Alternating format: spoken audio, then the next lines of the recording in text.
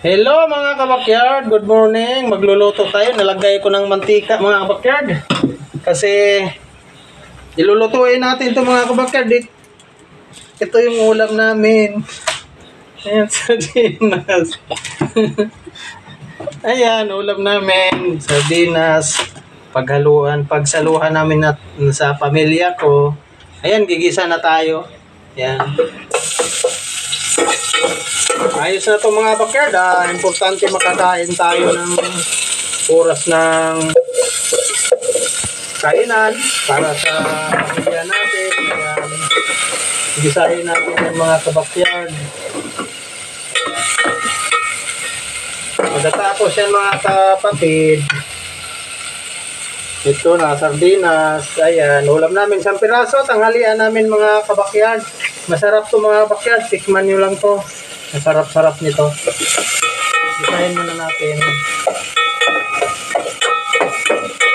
Taas mo para makita ito. Ito yung luluto. Ayan, sardinas.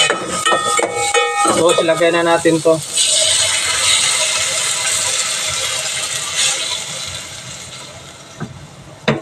Kuha mo na akong tubig. Yan, lagyan natin ng tubig kunti.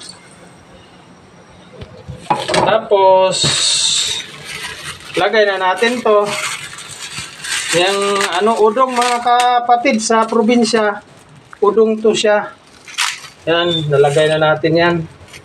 Para pag kumulo, ulam namin to, napakasarap ito mga kapatid. Yan, importante makakain tayo yan. Yan lang ang recipe niyan mga kapatid.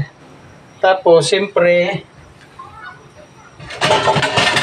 tatakpan natin yan. Tapos pakukuluin yan. Go. Yan mga kabakyard, kumukulo ng ating anilutong sardinas at udong. Lagyan natin ng asin, timplahan natin yan. Ayan.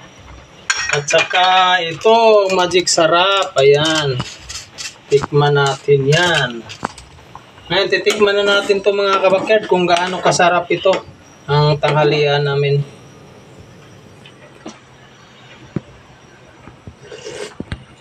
Wow! Ang sarap! Ang sabi nila, ang sarap. Salamat mga kapatid. Thank you for watching mga kapatid. Ito yung tanghalian namin ngayon sa pamilya ko. Maraming salamat at thank you sa YouTube. Sumuporta sa akin sa mga kapatid natin. Sana'y subscribe nyo ako. Hihingi ako ng suporta sa inyo mga kabakyard. Ayan ang ulam namin sa pamilya ko.